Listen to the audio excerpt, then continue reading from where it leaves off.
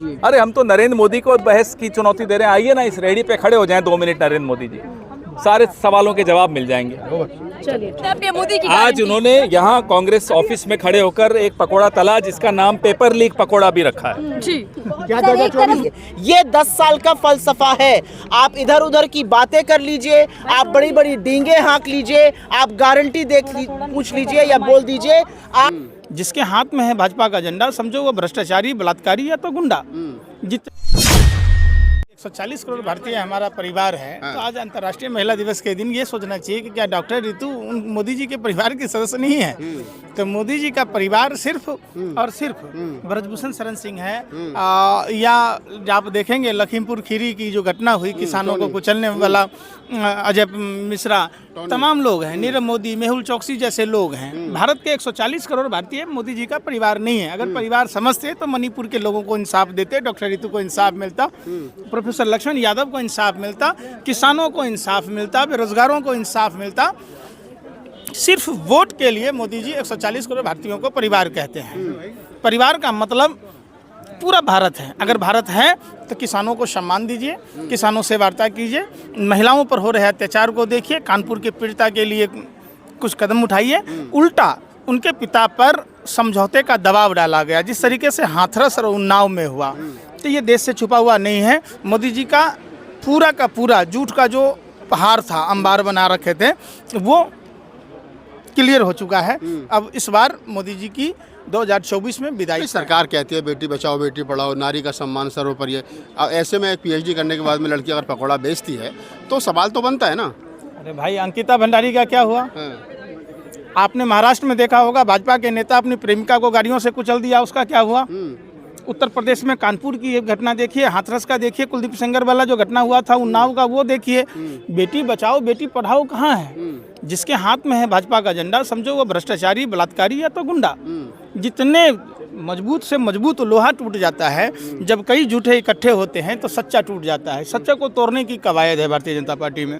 झूठ फरेब पर आधारित है। एनसीआरबी का डाटा उठाइएगा तो बलात्कारी, भ्रष्टाचारी, जितने कुकर्मी हैं, वो कुकर्मियों का जामात अगर किसी को कहेंगे तो भारतीय जनता पार्टी है। भारतीय जनता पार्टी में और कुछ लोगों से बातचीत कर लेता हूँ। हमारे पास कुछ एक और लोग हैं जो जिनसे बातचीत करने की कोशिश करें, लेकिन सवाल तो वही है कि जिस प्रकार से आज कांग्रेस कार्यकर्ताओं का और कांग्रेस के बड़े नेताओं का समर्थन जो मिला है, चाहे पवन खेड़ा हो पीछे खड़े हैं रितु के समर्थन में, और चाहे अलका लामा हो, और कांग्रेस पार्टी के तमाम बड़े पदाधिकारी हों या प्रवक्ता हों जो प्रोफेसर रितु के इस पकौड़े के ठेले पर खड़े हैं और कहीं ना कहीं वो इस प्रतिरोध में का हिस्सा हुए हैं। और कुछ लोगों से बातचीत करेंगे, जानने की कोशिश करेंगे। आखिरकार हमारे साथ कांग्रेस के प्रवक्ता हैं।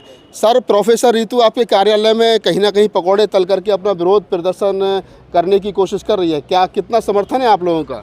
देखिए, हमारा हर उस व्यक्ति जिसके साथ अन्याय हो रहा है, कांग्रेस पार्टी का समर्थन है।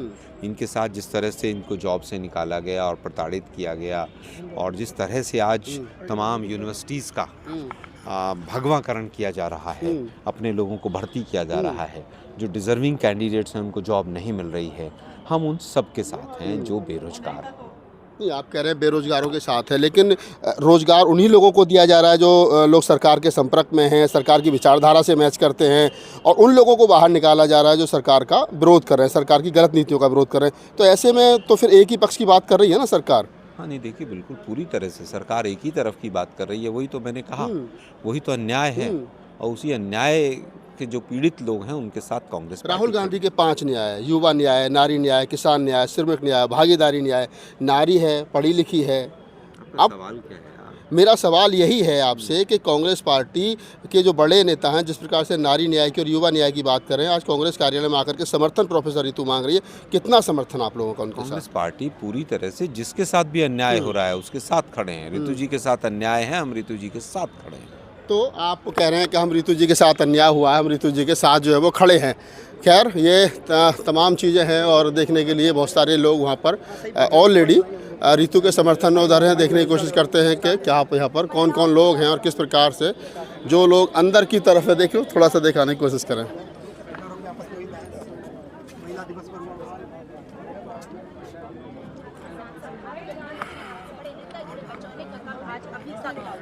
गुलशन शरण जैसे लोगों को आप कर रहे हैं, तो आपके आसपास प्रधानमंत्री जी मैम अभी आप की पकौड़े खरीदे करके केंद्र सरकार राजस्थान में कहा था गहलोत जी 500 का एलपीजी सिलेंडर दे रहे हैं, मैं 450 को 500 का हम देंगे।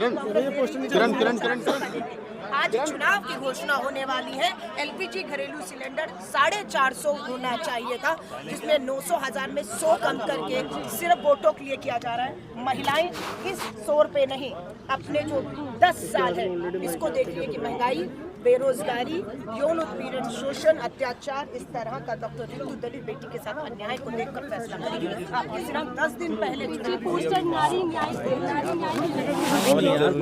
चलो मैं पीछे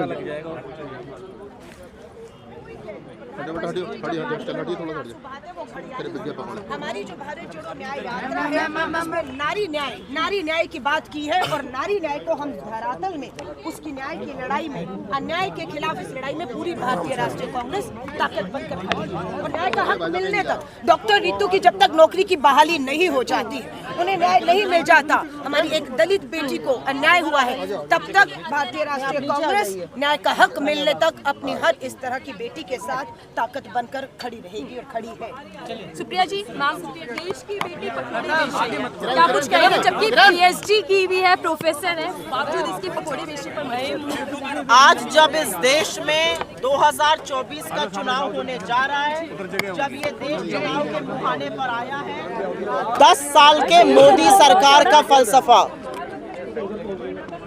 10 साल की मोदी सरकार का फलसफा आपको एक पीएचडी स्कॉलर जो दलित हैं रितु जी, पढ़ लिख कर उन्होंने पीएचडी करी, आज वो पकौड़े बेचने को मजबूर है, और वो पकौड़े भी खुलकर नहीं बेच पा रही हैं क्योंकि अमित शाह की दिल्ली पुलिस उनको ऐसा नहीं करने दे रही है।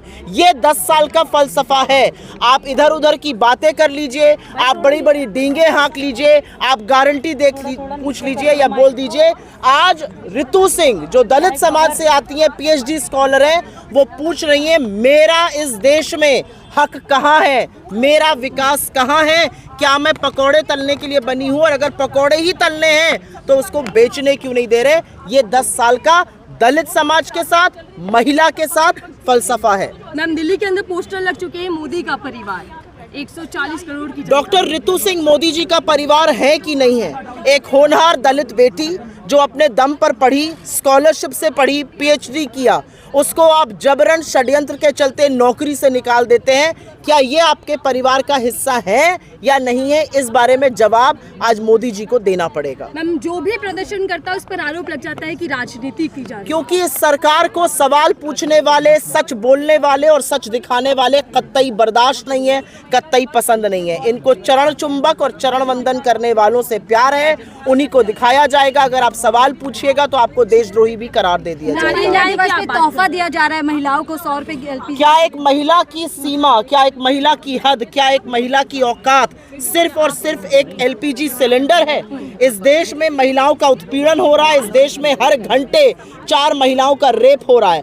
आप हर बार संरक्षण महिला के साथ उत्पीड़न करने वाले को देते हैं और महिला को 100 रुपए की छूट देते हैं। आप ही ने 400 का सिलेंडर 1100 करा है। अगर आज मोदी जी 100 रुपए की छूट पर बोलने आए हैं तो मोदी जी ने 700 रुपए कैसे बढ़ाया ये सिलेंडर, उसका भी ब्यौरा दे दें। मैम पे मोदी संदेश खाली तो चले जाते हैं, भावुक भी हो जाते हैं और कह रहे हैं कि विपक्ष। मैं सिर्फ एक बात आपके मंच से ये कहना चाहती हूँ कि रितु सिंह से मिले मोदी जी, और मोदी जी 9 महीने हो गए, एक बार मणिपुर चले जाए, ताबड़तोड़ दौरा कर रहे हैं, पूरे देश का हर राज्य में जा रहे हैं। मणिपुर उनका हवाई जहाज जब जाने लगता है 8,000 करोड़ का नया वाला, तो उसमें ईंधन कम हो जाता है। धन्यवाद। पकोड़े बेचने पड़ रहे हैं और वो भी प्रधानमंत्री की सलाह मानते हुए बेचने पड़ रहे हैं। प्रधानमंत्री ने कहा था कि पढ़े लिखे बेरोजगार हैं तो वो पकोड़े बेच सकते हैं, ये वही कर रही हैं। अब उन्हें वह भी नहीं करने दिया जा रहा। मैं धन्यवाद देता हूं महमूद प्राचा जी को कि वो ये लड़ाई लड़ रहे हैं। हम कांग्रेस पार्टी इस लड़ाई में रितु सिंह जी के साथ खड़े हैं और नरेंद्र मोदी जी को अगर 10 साल का रिपोर्ट कार्ड देखना है तो वो आएँ और इस रेहड़ी के सामने खड़े हो जाएं। उन्हें अपने 10 साल का रिपोर्ट कार्ड आज रितु सिंह के रूप में दिखेगा कि आज पीएचडी करने के बाद भी इन्हें पकोड़े बेचने पड़ रहे हैं। कहीं मौका देंगे सर, सामने चुनाव है। डॉक्टर रितु को कैसे मौका देंगे चुनाव में? बात उनको चुनाव में मौका देने की नहीं है, जिसलिए वो पढ़ लिख कर नौकरी के लिए आगे बढ़ना चाहें उनको वहां रोक दिया जाए और नौकरी से बाहर कर दिया जाए। आज उनके हकों की लड़ाई में हम उनके साथ खड़े हैं। सर, नाम रखा गया जुमला पकोड़ा, बेरोजगारी चाय। वो इसी नशे में बैठे रहेंगे। देखिए यहाँ स्थिति क्या है, 1 घंटे में 2 नौजवान आत्महत्या करते हैं, 1 घंटे में 2 किसान आत्महत्या करते हैं और उन्हें 400 पार की लगी है। आ जाएं, अपनी रिपोर्ट कार्ड देखनी है, यहाँ खड़े हो जाएं, दिख जाएगी। सर, नाम रखा गया जुमला पकोड़ा, बेरोजगारी चाय। मोदी की आज उन्होंने यहाँ कांग्रेस ऑफिस में खड़े होकर एक पकोड़ा तला जिसका नाम पेपर लीक पकोड़ा भी रखा है। जी, क्या 2024 में लोकसभा चुनाव में अगर कांग्रेस की सरकार आएगी तो क्या एमएसपी कानून बनेगा? बिल्कुल बनेगा। बता चुके हैं राहुल गांधी और मल्लिकार्जुन खड़गे जी ने ये घोषणा बाकायदा की है और कल युवा न्याय की जो घोषणा की है, पहली नौकरी पक्की की जो घोषणा की है, 30 लाख रिक्त पद भरे जाएंगे, ये जो घोषणा की है उससे युवाओं में एक हर्ष की लहर है। ईरानी ने सरकार कहती है पकोड़ा बेचिए, दूसरी तरफ एफआईआर दर्ज कर देती है डॉक्टर रितु पर, क्या कहेंगे? वो डरे हुए हैं क्योंकि इन्होंने एक ईवीएम हटाओ पकोड़ा भी तला है। वो डरे हुए हैं कि ये तो एक एक पकोड़ा तल के इनकी पोल खोलती चली जा रही है। ये डरे हुए हैं इसीलिए क्योंकि महमूद प्राचा जैसे काबिल वकील खड़े हैं आज रितु सिंह के साथ। सर, मोदी की गारंटी, मोदी का परिवार, इसको कैंपेनिंग के तौर पर आए ना, चला रहे हैं। रितु सिंह को अपना परिवार माने ना। पहले उनके परिवार में बृजभूषण शरण सिंह है, उनके परिवार में पवन सिंह है, उनके परिवार में उपेंद्र रावत हैं। क्या उनके परिवार में रितु सिंह है या नहीं है? मणिपुर अभी भी नहीं आ रहा लिस्ट में, जबकि संदेश खाली पीएम मोदी चले जाते हैं। कल आसाम जा रहे हैं, हमने तो वहाँ आग्रह किया है आसाम के मुख्यमंत्री से कि आपको बड़ा शौक है हवाई जहाज में घूमने का, हेलीकॉप्टर में घूमने का, एक हेलीकॉप्टर 1 घंटे के लिए दे दें मोदी जी को, मणिपुर हो आएंगे, पास ही में है। सर, 24 के चुनाव में कांग्रेस पूरी तरीके से समाप्त हो जाएगी, बीजेपी लगातार ये कह रही है। वो सपने उनको देखने दीजिए। यहाँ बेरोजगार नौजवान समाप्त हो रहा है, यहाँ का युवा वर्ग समाप्त हो रहा है, हमें चिंता उनकी है। सर, आपको लगता है कि इस मोदी सरकार में दलित होना, महिला होना, मुस्लिम होना गुनाह है? कहीं आप सामने देख लीजिए क्या हो रहा है। ये दलित महिला है, पढ़ी लिखी है, कितनी सीमाओं को तोड़कर वो पीएचडी करके अगर नौकरी लेती है तो इनको ये भी बर्दाश्त नहीं होता, उसको नौकरी से गैर कानूनी तरीके से बाहर कर देती है। ईरानी ने राहुल को चुनौती दी है बहस करने के लिए, आइए बहस कीजिए। अरे हम तो नरेंद्र मोदी को बहस की चुनौती दे रहे हैं। आइए ना, इस रेडी पे खड़े हो जाएं 2 मिनट, नरेंद्र मोदी जी, सारे सवालों के जवाब मिल जाएंगे।